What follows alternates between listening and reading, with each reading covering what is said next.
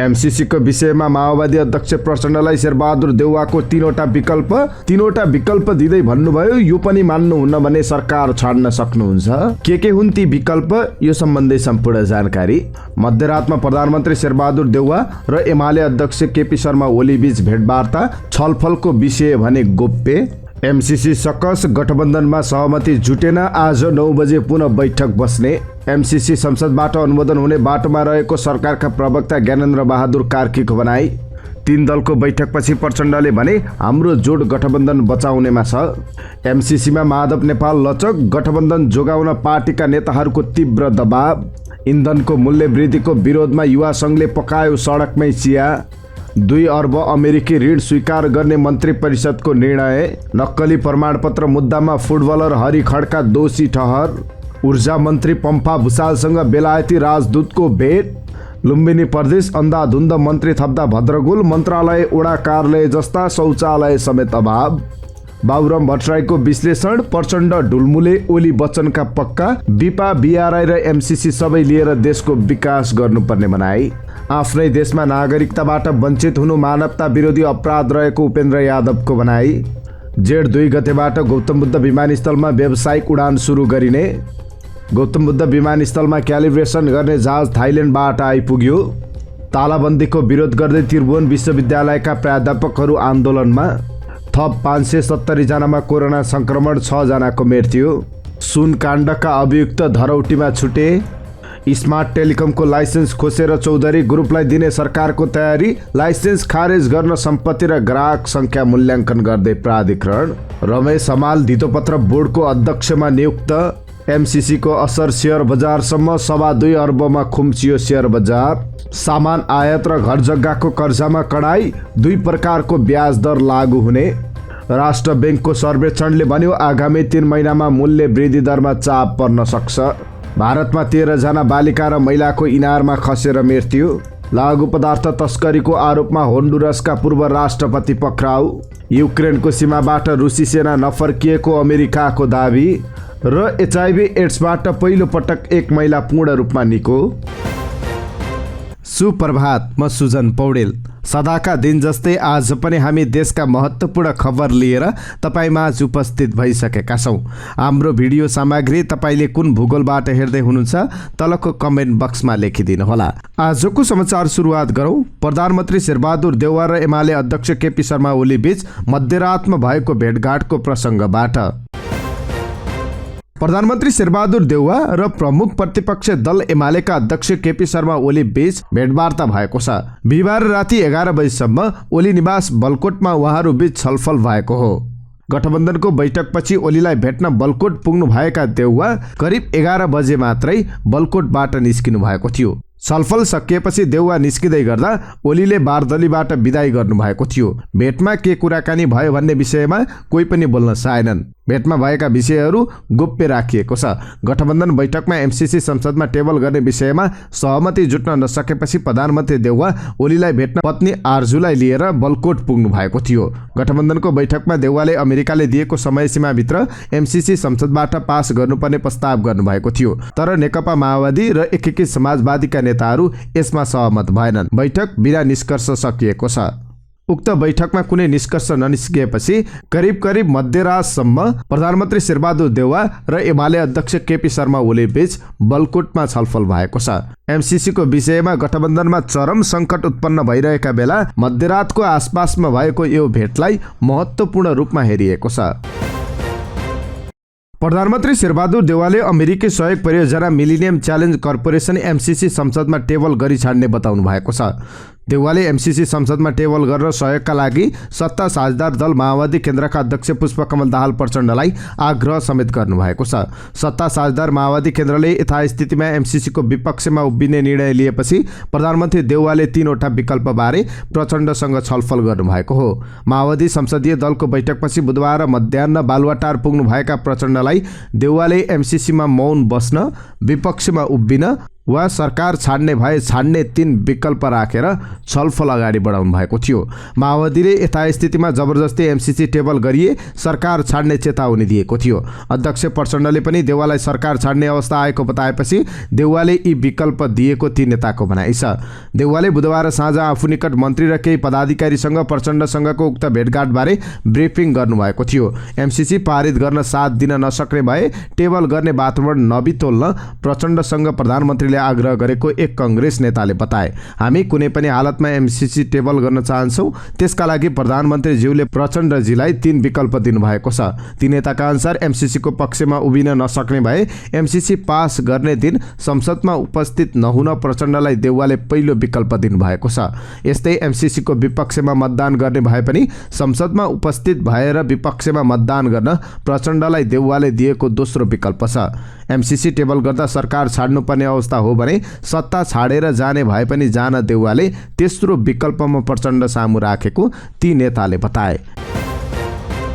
MCC बारे सहमति जुटाउन बसेको सत्ता गठबन्धनको बैठक बिना निष्कर्ष टुङ्गिएको छ। आज बिहान पुनः गठबन्धनको बैठक बस्ने माओवादी अध्यक्ष पुष्पकमल दाहालका स्वकीय सचिव रमेश मल्लले जानकारी दिनुभयो। संसदमा एमसीसी अगाडि बढाउने विषयमा सहमति जुटाउन बैठक बसेको थियो। नेपाली कांग्रेसका नेता तथा संचार तथा सूचना प्रविधि मन्त्री ज्ञानेन्द्र बहादुर कार्कीले एमसीसी संसदमा अनुमोदन हुने बाटोमा गएको बताउनु भएको छ। संसदलाई कसरी सुचारू गरिने, एमसीसीलाई कसरी संसदमा लैजाने भन्ने बारे छलफल भयो। बिहिबार साँझ गठबन्धन बैठक सकिएपछि पत्रकारसँग कुराकानी गर्न मन्त्री कार्कीले भन्नुभयो, थप छलफल गर्न आज 10 बजे बैठक बस्छ। प्रधानमन्त्रीले फागुन 16 गतेभित्र एमसीसी पारित गर्नुपर्छ भन्नुभएको छ। छलफल त्यही दिशामा छ। यद्यपि आज बस्ने संसद बैठकमा भने एमसीसी टेबल नहुने भएको छ।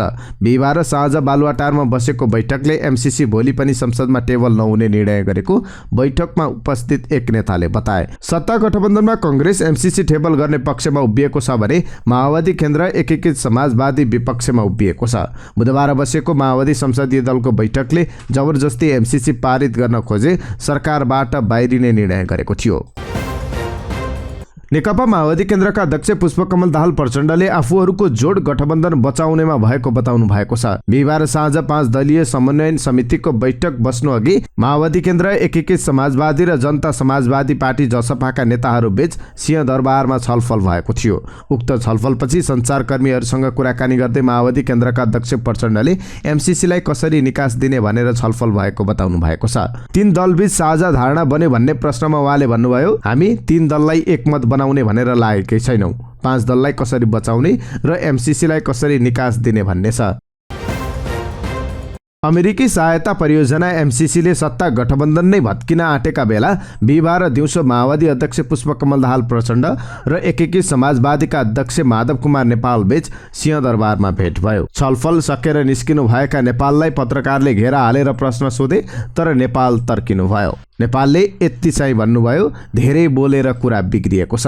एमसीसीको विरोधमा यसअघि नेपाल नेतृत्वको एकीकृत समाजवादीले कडा प्रतिक्रिया दिँदै आएको थियो। अध्यक्ष नेपालको पछिल्लो लवजले केही फरक संकेत गर्छ। भातृ संगठनले एमसीसी खारेज गर्नुपर्छ भनेर आन्दोलनमा उत्रिएका बेला नेपाल भने लचक देखिन थालेको स्रोतको दाबी छ। केही नेताहरूले एमसीसीमा लचिलो बनेर गठबन्धन जोगाउनका निम्ति माधव नेपाललाई दबाब दिइरहेका छन्।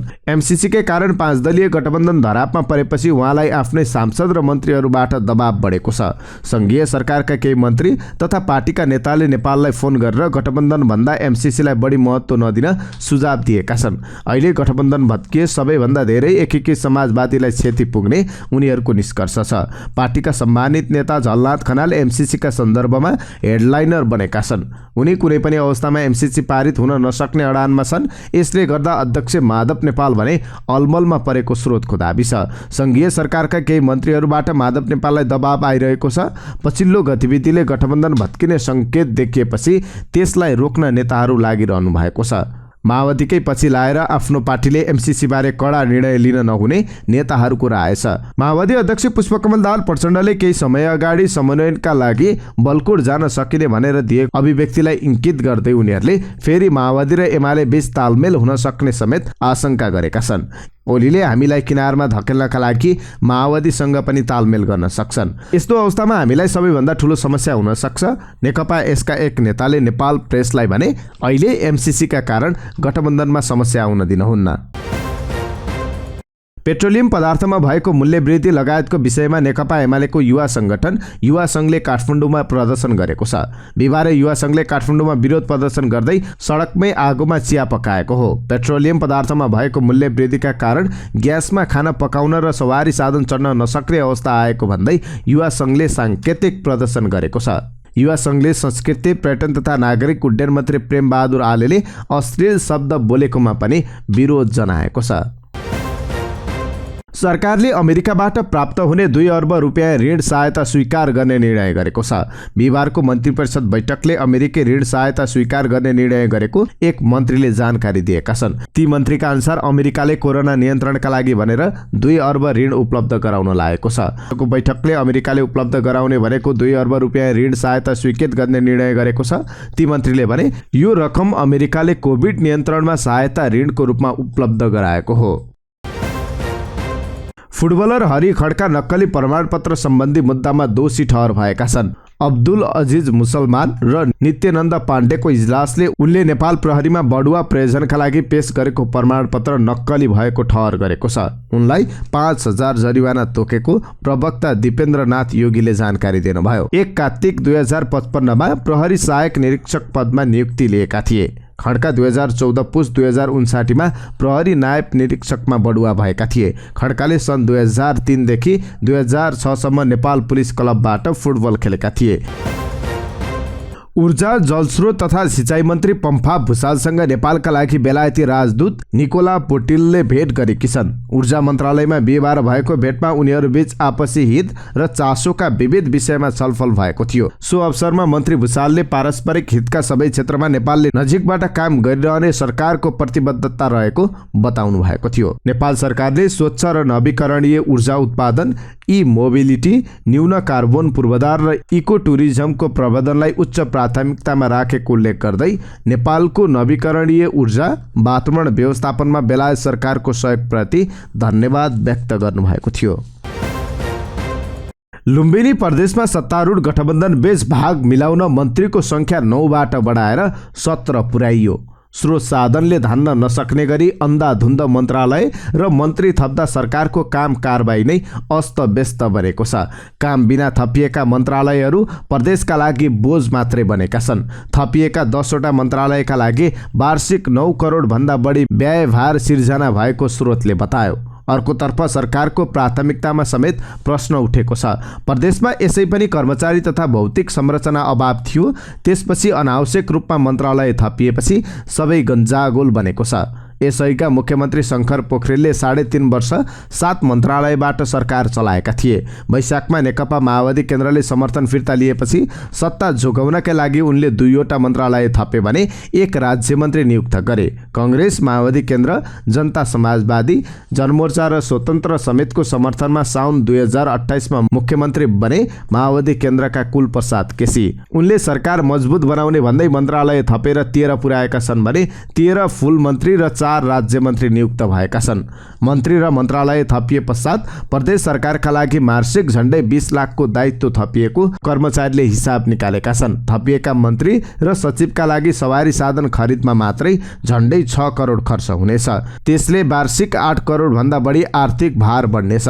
मन्त्रीले बढीमा 75 लाख मूल्य पर्ने सवारी साधन पाउने सरकारको मापदण्ड छ। मन्त्रालयका सचिव थपिँदा सवारी साधन दुब्बर नै थपिन्छन्। मन्त्रालय सचिव आवास व्यवस्थापनमा पनि कम्तीमा 25 लाख रुपियाँ खर्च हुन्छ। 17 सदस्यीय मन्त्रीमण्डल बन्न कानुनले नरोके पनि अहिले प्रदेशमा यो संख्या आवश्यक देखिँदैन। पूर्व प्रधानमन्त्री तथा जनता समाजवादी पार्टी जसपाका संघीय परिषद अध्यक्ष डाक्टर बाबुराम भट्टराईले एमाले अध्यक्ष केपी शर्मा ओली वचनका पक्का भएकाले एमसीसीको पक्षमा उभिने आशा व्यक्त गर्नुभएको छ। माओवादी अध्यक्ष प्रचण्डले आफ्नो ढुलमुले स्वभाव सच्याउनु पर्ने र एमसीसीलाई समर्थन गर्नुपर्ने डाक्टर भट्टराईको सुझाव छ। एमसीसी सम्झौताको पक्षमा दृढतापूर्वक उभिँदै आउनुभएका पूर्व प्रधानमन्त्री भट्टराईले बिहिबार रातोपाटी संघको अन्तर्वार्तामा भन्नुभयो, ओलीजीको मनपर्ने कुरा उहाँले आँटेपछि गर्नुहुन्छ, दोहोरो कुरा गर्नुहुन्न। हुन्छ भने हुन्छ, हुन्न भने हुन्न। मेरो आशा छ केपीजीले ठिक अडान लिएर एमसीसी पारित गर्न मद्दत गर्नुहुन्छ। त्यसैगरी माओवादी अध्यक्ष प्रचण्डलाई सुझाव दिँदै पूर्व माओवादी नेता डाक्टर भट्टराईले भन्नुभयो, मेरो परम मित्र प्रचण्ड एमसीसीको हकमा पनि ढुलमुल गरिरहनु भएको छ।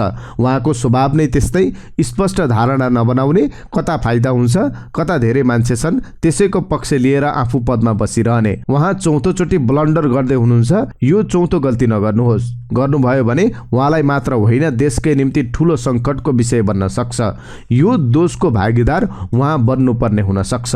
नेपाल जस्तो देशले बिपा, बीआरआई र एमसीसी का साथै सबै खाले विदेशी सहयोग लिनुपर्ने र देशलाई समृद्ध बनाउनु पर्ने बताउनुभयो। कांग्रेस र जसपा दुवै दलहरू एमसीसी को पक्षमा दृढ रहेकाले कांग्रेस र जसपाको गठबन्धन नटुट्ने उहाँले बताउनुभयो।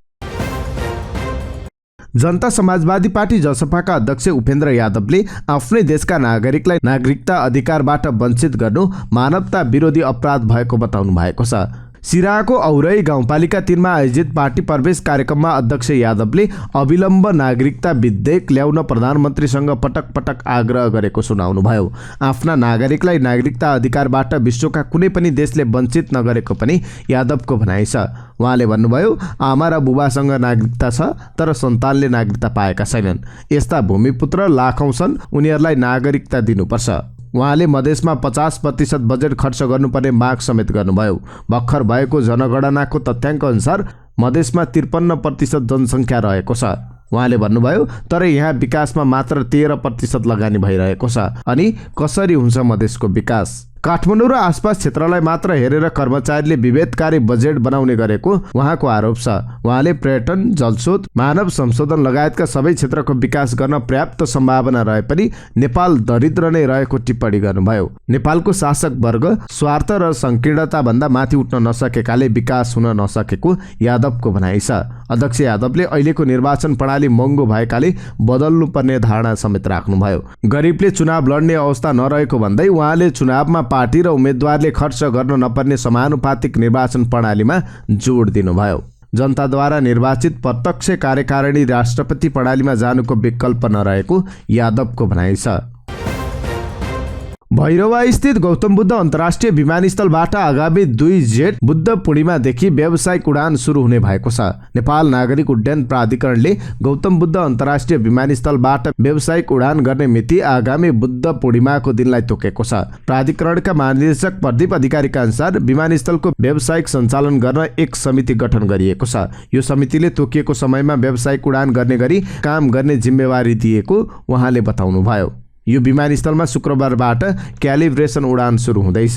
क्यालिब्रेसन फ्लाइटका लागि बिहिबार मात्रै थाइल्यान्डबाट एरो थाईको जहाज नेपाल आइपुगेको छ।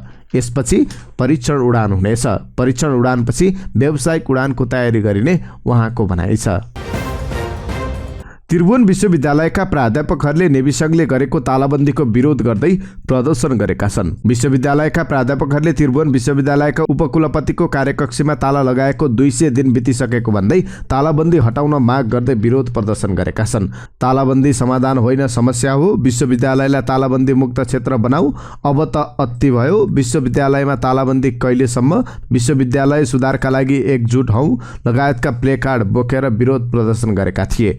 उनीहरूले विश्वविद्यालयको रजिस्ट्रार कार्यालय अघि 15 मिनट शान्तिपूर्ण धरना दिएका थिए। प्रदर्शनकारी प्राध्यापकहरूले समस्या सहज रूपमा समाधान गर्न सकिने अवस्था रहे पनि आन्तरिक उद्देश्यले बन्द गर्दा पठन पाठनमा समस्या भएको बताएका छन्। प्राध्यापकहरूले विभिन्न विद्यार्थी संगठनले आफ्नो स्वार्थका लागि तालाबन्दी गर्दै जाने हो भने विश्वविद्यालयका समस्या कहिल्यै समाधान नहुने बताए। उनीहरूले विश्वविद्यालयलाई प्राज्ञिक थलो बनाउनु पर्ने बताएका छन्। सत्तारूढ दल नेपाली कांग्रेस निकट विद्यार्थी संगठन नेभी संघले विगत लामो समयदेखि शैक्षिक क्षेत्रमा सुधार गर्नुपर्ने माग गर्दै तालाबन्दी गर्दै आएको छ।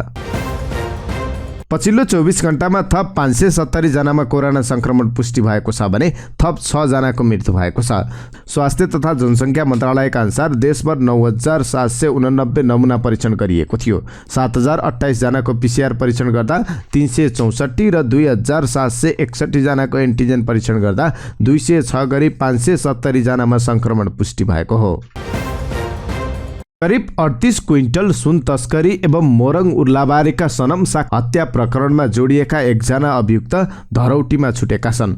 मोरङको उर्लाबारी नगरपालिका 3 साबिकको उर्लाबारी 5 घर भएका 39 वर्षीय सन्दीप खड्कालाई जिल्ला अदालत मोरङले बिहिबार 2 लाख धरौटी लिएर छाड्न आदेश दिएको हो। खड्कालाई न्यायाधीश सुदर्शन प्रसाद लामिछानेको इजलासले धरौटीमा छाड्न आदेश दिएको अदालतका सूचना अधिकारी हेमबहादुर बुढाथोकीले जानकारी दिनुभयो। बुढाथोकीका अनुसार खड्का धरौटी बापतको रकम बुझाएर छुटेका छन्। उनलाई प्रहरीले मंगलबार काठमाडौँको गौशालाबाट पक्राउ गरेर मोरङ ल्याएको थियो। सरकारी वकिल कार्यालय मोरङले बुधबार पेश गरेका अभियुक्त खड्कासँग अदालतले बिहिबार नै बयान लिएको थियो। उहाँका अनुसार अकुज सम्पत्ति आर्जन गरेको अभियोगमा खड्का विरुद्ध सम्पत्ति शुद्धिकरण विभागमा पनि मुद्दा चलाइएको छ। खड्कालाई अब अदालतमा उपस्थित हुँदा विभागको पत्र साथ आउन समेत इजलासले आदेश दिएको बुढाथोकीको भनाइ छ। सुन तस्करी एवं सनम साक्य हत्या प्रकरण सम्बन्धी मुद्दाको फैसला जिल्ला अदालत मोरङले गत असोज 19 गते गरेको थियो।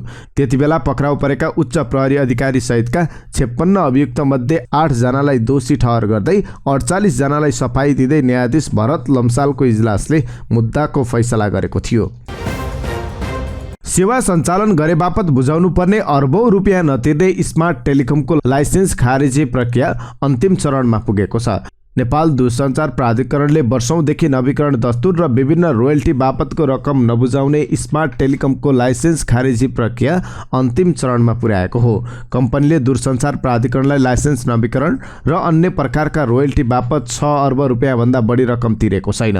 पटक पटक म्याद थप गर्दा पनि कम्पनीले बुझाउनु पर्ने रकम नबुझाउने तर पुनः म्याद थप्नतर्फ जोड दिएपछि लाइसेन्स नै खारेज गर्नेतर्फ प्राधिकरण अगाडि बढेको छ। उक्त कमिटीले 15 दिनभित्र स्मार्ट टेलिकमको लाइसेन्स खारेज गर्दा पर्ने सम्भावित असरबारे प्रतिवेदन बनाएर प्राधिकरणको बोर्डमा पेश गर्ने बताइएको छ। प्राधिकरणका प्रवक्ता सन्तोष पौडेलले स्मार्ट टेलिकमको लाइसेन्स खारेज गर्दा पर्ने सम्भावित असरबारे अध्ययन गर्न कमिटी गठन गरिएको जानकारी दिनुभयो। दिपेश आचार्यको संयोजकत्वमा 4 सदस्यीय कमिटी गठन गरिएको छ।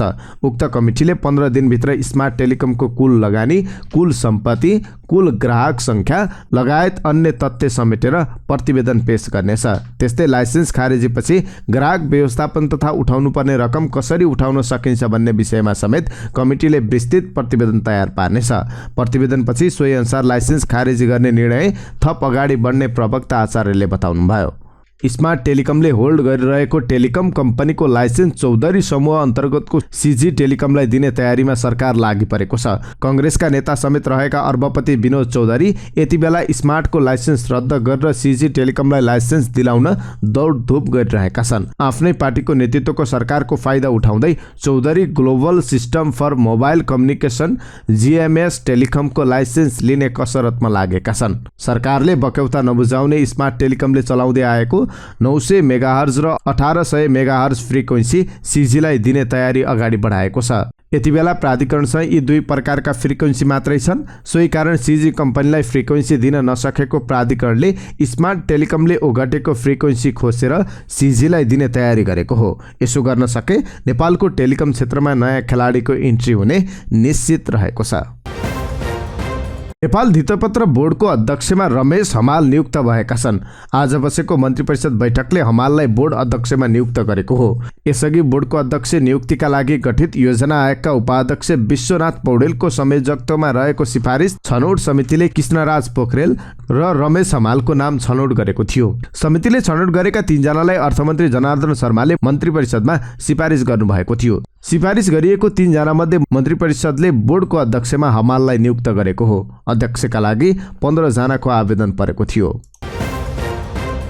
साताको अन्तिम दिन बिहिबार शेयर कारोबार रकममा कमी आएको छ। यसअघि बुधबार 3 अर्ब 2 करोड रुपियाँको धितोपत्र कारोबार भएकोमा बिहिबार 29% घटेर 2 अर्ब 27 करोडमा खुम्चिएको छ। बजारको परिसूचक नेप्से पनि 1.93 अङ्कले घटेर 2732 अङ्कमा कायम भएको छ। कुल 68 कम्पनीको मूल्य बढ्दा 112 कम्पनीको घट्यो भने 11 को स्थिर रह्यो। तेह्रथुम पावरको मूल्य सबैभन्दा धेरै 6.4 तथा युनाइटेड इडी मर्दीको 3.3% बढ्यो। बुद्धभूमि हाइड्रोको मूल्य 4% बढ्यो। कारोबार रकमका आधारमा जीवन विकास लघुवित्त, Himalayan distillery, Nepal telecom, Arun valley hydro र नेसनल हाइड्रो पावर क्रमशः अगाडि रहे। अनुत्पादक क्षेत्रमा प्रभाव हुने कर्जामा थप कडाई गरिने भएको छ। नेपाल राष्ट्र बैंकले चालु आर्थिक वर्षको मौद्रिक नीतिको समीक्षा मार्फत यस्तो घोषणा गरेको हो। जग्गा प्लटिङ, हायर पर्चेज कर्जा, आयातका लागि जाने कर्जा, शेयर धितोमा जाने कर्जा नीतिमा पुनरावलोकन हुने राष्ट्र बैंकका प्रवक्ता डाक्टर गुडाकर भट्टले जानकारी दिनुभयो। के कति हुने भन्ने विषयमा भने समीक्षामा उल्लेख गरिएको छैन। आगामी सर्कुलरबाट कति कडाई गर्ने भन्ने विषयमा स्पष्ट खुलाइने प्रवक्ता भट्टले जानकारी दिनुभयो। बैंक तथा वित्तीय संस्थाले प्रवाह गरेको ट्रस्ट रिसिट लगायतका आयात कर्जा, व्यक्तिगत अर्धवार्षिक कर्जा, जग्गा प्लटिङ सम्बन्धी रियल इस्टेट कर्जा, व्यक्तिगत हायर पर्चेज कर्जा तथा मार्जिन प्रकृतिको कर्जाको जोखिम भारमा पुनरावलोकन गरिने समीक्षामा उल्लेख छ। यसअघि राष्ट्र बैंकले आयातमा जाने कर्जामा कडाई गरेको थियो भने शेयर धितोमा जाने कर्जामा पनि सीमा तोकेर कडाई गरेको थियो। आगामी 3 महिनामा मूल्य वृद्धि दरमा उच्च चाप पर्ने सम्भावना रहेको राष्ट्र बैंकको एक सर्वेक्षणले देखाएको छ। नेपाल राष्ट्र बैंकले बुधबार सार्वजनिक गरेको चालु आर्थिक वर्षको मूल्य वृद्धि अनुमान सर्वेक्षणले यस्तो देखाएको हो। सर्वेक्षणमा सहभागी उत्तरदाताले आउँदो 3 महिनाभित्र मूल्य वृद्धि दर 8% र 1 वर्षमा 10% हुन सक्ने अनुमान गरेको छ। यद्यपि हालको लागि यसअघि असोजमा गरिएको प्रक्षेपण भन्दा यो 2% बिन्दुले कम हो।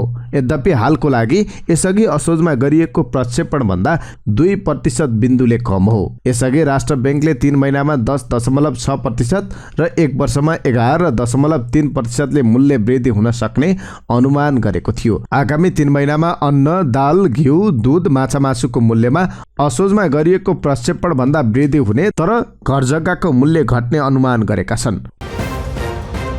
भारतको कुशीनगरमा एक विवाह समारोहमा 13 जना महिला र बालिकाको इनारमा खसेर मृत्यु भएको छ।